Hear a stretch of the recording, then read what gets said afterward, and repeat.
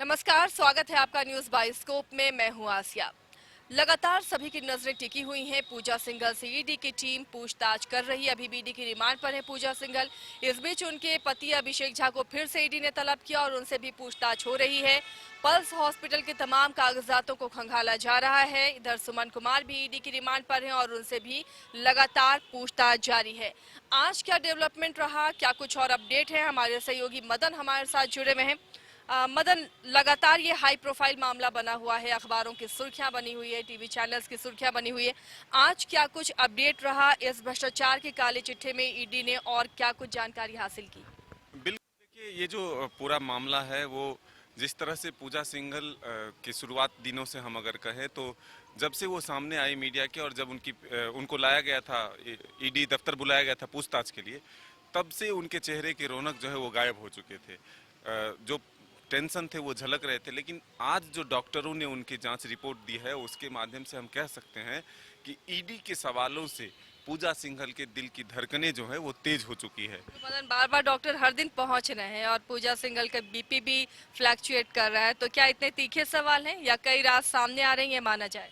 देखिए, ईडी ने जब उन्हें जेल पहुंचाया था तब भी उनको 3 तरह की दवाएं खरीद कर दी थी खाने के लिए। तो अब जब तनाव बढ़ता जा रहा है, जब ईडी के मुश्किल सवालों का सामना करना पड़ रहा है, तो ऐसे में अब पूजा सिंघल की जो दिल की धड़कन है वो तेज हुई है। तो अब इससे आप समझ सकते हैं कि जब टेंशन बढ़ता है तो बीपी और ये हार्ट बीट दोनों बढ़ता है। और डॉक्टरों ने आज मीडिया के सामने ये बातें रखी भी है कि फिलहाल जो है उनका हार्ट बीट जो है वो फ्लक्चुएट हो रहा है। लेकिन लगातार आज तीसरे दिन पूजा सिंघल से भी पूछताछ की जा रही है। उनके सीए पहले से ही रिमांड पर हैं, उनसे भी पूछताछ की जा रही है और बीच बीच में उनके पति को बुलाया जा रहा है। साथ ही जो एक नया जो नाम जुटा था वो बिल्डर्स का जुटा था, जो 3 करोड़ रुपए में जो जमीन पल्स के लिए खरीदा गया था वो उनके माध्यम से खरीदा गया था। तो कल उन बिल्डरों को भी बुलाया गया था। हालांकि पूजा सिंघल के एडवोकेट भी कल पूजा सिंघल से मुलाकात किया था और वो अपना पक्ष रखने की तैयारी कर रहे थे। लेकिन जो कई और भी जो बिजनेसमैन हैं, जो बड़े बड़े बिल्डर हैं, उनकी भी ईडी कार्यालय पहुंचने की सूचना मिली थी। आज जो कई और अधिकारियों को भी बुलाने की, जो खनन से जुड़े हुए थे, सूचना है। लेकिन फिलहाल ये कहा जा रहा है कि 16 तारीख तक उनको बुलाने का समय दिया गया है। तो फिलहाल कब तक वो आते हैं इसके लिए हमें इंतजार करना होगा और क्या कुछ पूछताछ में बातें सामने आते हैं इसके लिए भी हमें इंतजार करना होगा। लेकिन हाँ, ईडी जा रही है मदन, और जो ये पूरा नेक्सस है, कैसे व्यापारियों, ठेकेदारों और सफेद पोशों के साथ ये ब्यूरोक्रेट्स का साठगांठ होता है, ये तमाम चीजें अब परत दर परत खुलती जाएंगी। बिल्कुल, देखिए, और जो महत्वपूर्ण एक जानकारी आ रही है कि जो भी पूजा सिंघल से जुड़े हुए अकाउंट्स हैं और खास करके जो पल्स के अकाउंट हैं उस पर ईडी की निगाहें हैं, उसे फ्रीज करने की तैयारी है ताकि जो 100 करोड़ से अधिक का जो लेन देन के जो बात सामने आ रहे हैं उसको जांचा जा सके और उसके तह तक जाया जा सके जो आखिर इस अकाउंट में कहां से पैसे आते थे। क्योंकि एक जो सूचना मिली है उसके माध्यम से ये है कि काफ़ी लेन देन इस अकाउंट के माध्यम, पल्स हॉस्पिटल और पल्स जो डायग्नोस्टिक है उसके अकाउंट से हुए हैं। तो उन चीज़ों को भी खंगालने में ईडी जुटी हुई है।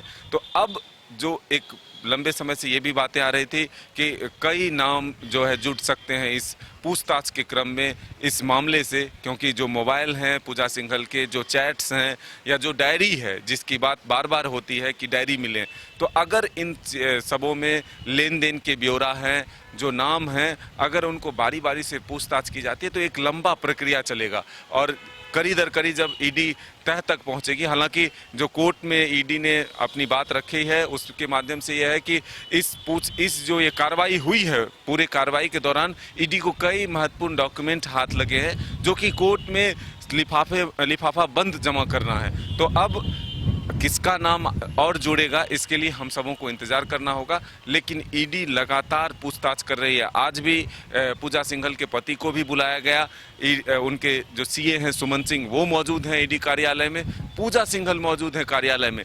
तो तह तक पहुंचने के लिए ईडी हर वो तीखे सवाल, हर वो जरूरत के सवाल तीनों से कर रहे हैं ताकि जो पूरा मामला है वो क्लियर हो सके और कौन कौन इसमें इन्वॉल्व है इस नाम को खंगालने में ईडी जुटी हुई है। बिल्कुल एक आईएएस की वजह से पूरे राज्य की राजनीति उथल पुथल हो रही थी। काफी गर्माहट राजनीतिक गलियारों में नजर आ रही थी, लेकिन आज जिस तरह से मौसम के मिजाज ने करवट बदला है, पारा थोड़ा गिरा है राजधानी का। मदन, क्या राजनीतिक पारा भी गिरा है? अब थोड़ा ठंडा होता हुआ नजर आ रहा है ये मामला? जी नहीं, राजनीतिक पारा तो फिलहाल गर्म है। इसलिए कह सकते हैं कि आज फिर 2 दिनों पहले ही बाबूलाल मरांडी और दीपक प्रकाश दोनों दिल्ली से लौटे थे, लेकिन बीच में अचानक ऐसी कौन सी जरूरत पड़ी है कि बाबूलाल मरांडी और दीपक प्रकाश दोनों आज एयरपोर्ट पे दिखे हैं। बाबूलाल मरांडी के दिल्ली में कई बड़े बीजेपी के नेताओं से मुलाकात की भी खबरें सामने आ रही है।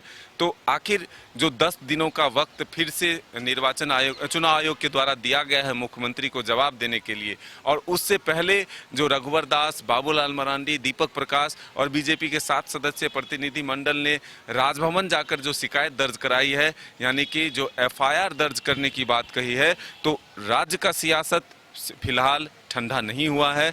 सियासी सरगर्मी काफी तेज है, नेताओं के आने जाने का सिलसिला जारी है, और इसी बीच मुख्यमंत्री हेमंत सोरेन भी हैदराबाद रवाना हुए हैं, क्योंकि उनकी मां का इलाज वहां चल रहा है।